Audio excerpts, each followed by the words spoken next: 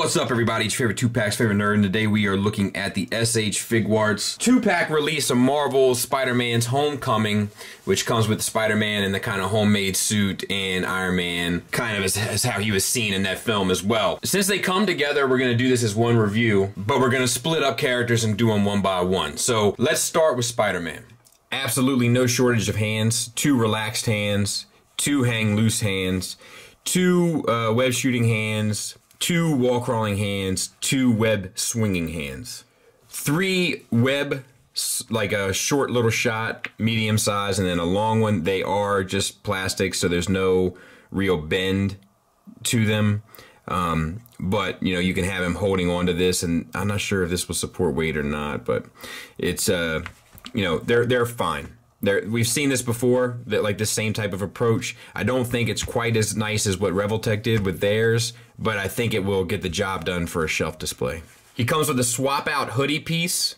This is a softer plastic, so he has this one with the hood down, and then you can kind of take this off and then put the other one on. We'll show it at some point. And then lastly, he comes with a swap out piece for his back. You could put this in instead, and then this can connect to a display stand, and you can kind of have him in a jumping pose or whatever. And let's talk about the figure. So to me, the thing that jumps right out first and foremost is kind of a problem is the waistband of the sweatshirt. Like, I just don't think that stylistically it pulls it off. Like, it's not a bad idea conceptually, but because of the sculpt of the midsection specifically, I feel like it's too tight and like form-fitting here, where this ends up looking a lot more like a belt than it does like part of the sweatshirt. The top to middle doesn't bother me so much. The top to sleeves doesn't bother me so much. Even the hoodie that's kind of, you know, just sitting on the collar doesn't bother me so much. But the belt, waistband is troublesome. I think posed and stuff in a display, you know, you won't necessarily notice, but you know, if you have him standing just dead on, I think you're gonna notice. So the head is a double ball peg. It feels like from the head into the neck, and then it feels like from the head into the neck. That might, yeah, and then from the neck into the chest. So articulation wise, the range is crazy, which is nice. All the way down to there, up to there, side to side, swivel. You got the black eyes with the white inside, the paint, the white paint, the black is the molded plastic. I think that it has some subtle shading on the neck, but not so much on the suit, but I can't entirely tell. Red can be tricky that way. Moving on, we have an old school butterfly joint. Once again, it's the second Figuarts figure I've looked at in a row that has it. So it gets the arms fairly well in front of the chest. Back, not so much, but using the ball hinge, I think that you'll ultimately be fine. That's a little tight right there, so I'm not gonna. There it goes. But I think you'll ultimately be fine. Yeah, I'm gonna leave that joint alone. I'm gonna put that back down, and I'm gonna leave it alone. Let's see. So ball hinge for the shoulder, get you out to there, and then to a ball peg inside, which gives you a little bit of play.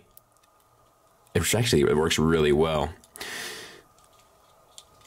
And like this, the sleeve here that captures the engineering, like it really pulls it off nicely. So kudos to them for that. You get a little bit of a swivel there too, manipulating that ball peg, and then you get a double jointed elbow.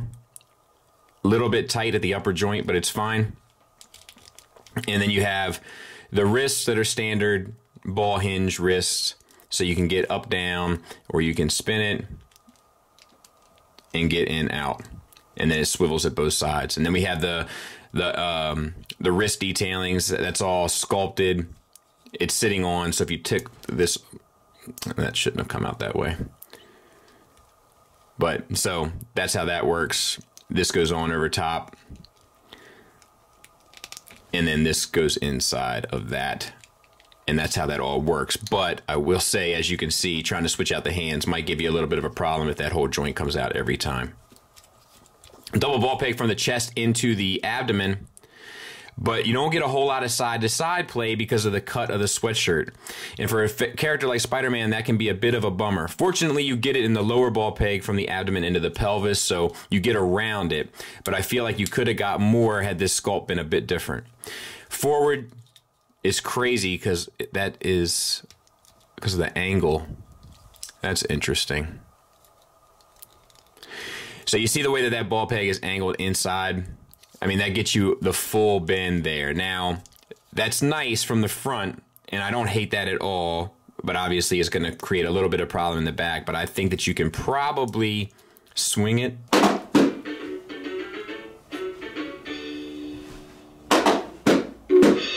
Freestyle jam! Go wild, little drummer! It was supposed to be the ba-dump-pish, so to speak, to pull it off. So I'm ultimately okay with that. I think that that is going to be a point of contention with a lot of people. But for me, I'm okay with it. If you want them standing straight, you can hide it with no problem. If you want them to be a bit more contorted, you just have to pose them so it doesn't display that way. I think that that works. I'm okay with it. Whether or not you are, personal preference. We have the black tampo. Yeah, no, I think that's painted on the sculpt. Because I think the spider itself is sculpted on. Yep. And then the zipper is sculpted and painted. All the wrinkles in the lower section, but we don't have the wrinkles in the midsection, so that's kind of a bummer. Universals for hips. So you get the legs all the way out to there. I like when they use universals for hips. And front and back to there. The butt prevents the leg from going back much further, but I think that's ultimately fine as well. Thigh swivel built into the bottom of the universal, and it's done fairly seamlessly. Sometimes Figuarts can have a problem pulling that off. This one's done quite well. I think that this does it a lot better than some of their Dragon Ball figures do it. Double jointed knee, not the prettiest. You probably could have sculpted that knee a bit better, but it's okay. The wrinkles around the pants to the boot or sock is done nicely. Socks are all sculpted and painted. They look good. And then the feet are on ball hinges. So you get an ankle tilt all the way down to there, up to there, a toe hinge, and an ankle rocker. So that works beautifully. So articulation does pull through. You know, it's going to be a lot of fun to mess with and stuff. It's just, you know, there's just a few big quirks. Mainly this here. This potentially for you, if that's bothersome to you. And then let's see if this, okay, so that hand works a lot better. So that maybe an individual results will vary kind of thing. As for Iron Man, we come with a sets of hands. We have 2 relaxed hands, 2 flying hands, and 2 kind of action shooting hands. Then we get a whole bunch of firing effects. So we have these 2, which have the pegs, and they're all kind of stylized similarly. They all go from a light translucent orange to a dark orange with some white paint added to them. And these have the pegs at the bottom, so they can attach into his feet for a flying pose. And then he comes with 4 blast effects for the hands, all stylized the same, but the like the point that it comes to is a bit sharper. And they're used just by using the port and the peg on the hand. All right, and then we have the figure, which is, I will say, presence-wise, stunning. We'll talk about the detailings, and then we'll talk about the articulation. So we have the gold. It's a light gold paint, metallic gold, metallic red, metallic silver, and then we have the little metallic blue effects throughout. The sculpt is absolutely tremendous. It is awesome. Articulation-wise, we have a double ball peg that's not the cleanest, unfortunately, from the head into the neck, and then a single from the neck into the chest.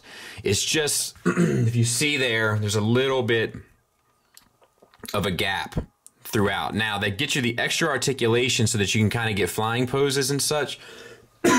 Excuse me. But you had to pay the price for that. You know, that whole articulation versus sculpt thing is an interesting concept and discussion. So, moving down, we have the double ball peg from the upper chest into the lower chest. Actually, that might be a single.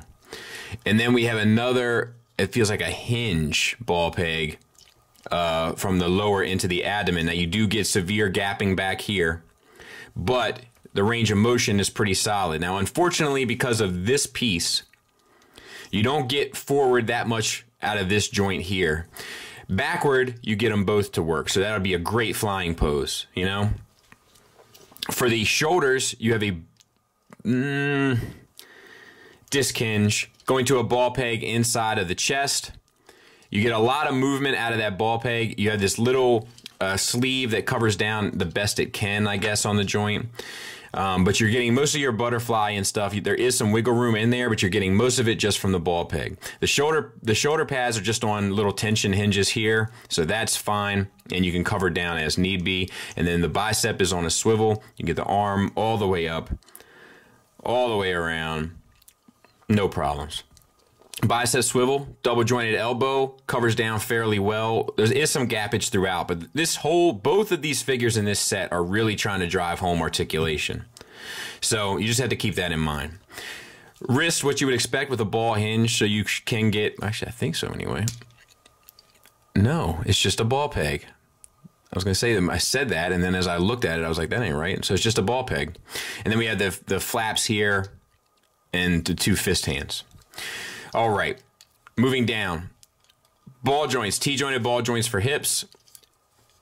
They drop down so you can get the full Van Damme. And pretty close to the full Monty. Thigh swivel built at the bottom of the hip joint. Double jointed knee, they get you the full range. Once again, we got some gappage. And then the boots, and then the ankles. We have an old school rocker, it looks like. Do we have a tilt? Not much of a tilt. Little bit up, little bit down, and an old school rocker, so that's nice. So yeah, really well articulated, and to be honest, I mean, the sculpt consistency isn't perfect, you know, but I think for the articulation that you get, the sculpt still keeps most of its integrity, honestly. You know what I mean? I think it's really well done. One thing I do want to mention, because I was like just playing with these guys because they're a lot of fun, it's going to be hard to get him posed in the flying stance unless you can have something that holds tension on the hips, because he's a heavy figure, so the hinge in the hips here, where the abdomen meets the hips, you see, it's going to have a hard time keeping position, which is a bit of a bummer. And it's only because he has a good weight to him, but it's going to be hard to pull this off. Size comparison wise, there they are with the Civil War Iron Man and the regular Homecoming Spider-Man. So they're about the same size. This Iron Man's in a bit of more of an A stance, but they're pretty much the same size. And as you can see, the hoodie look does work pretty well for the Spider-Man. Final thoughts wise, as far as the negatives, if I had to nitpick, with Spider-Man, the joints are a little too tight, and with Iron Man, the joints are a little too loose.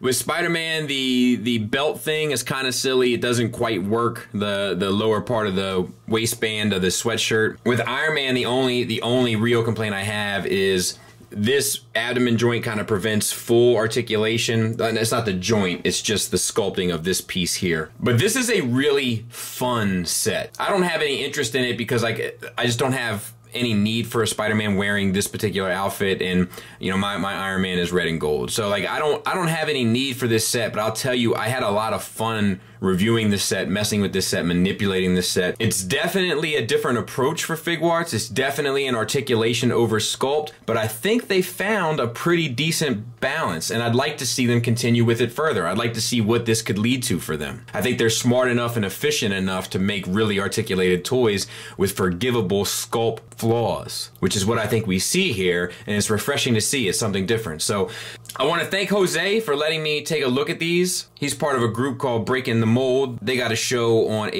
I almost said HBO. I am tired. They got a show on YouTube, and it's also available on iTunes and stuff. Part of the Cool Table Network, and a good personal friend of mine who just recently shaved his head, and I think it was the right choice. Thanks for listening. Thanks for watching. Until next time, take care.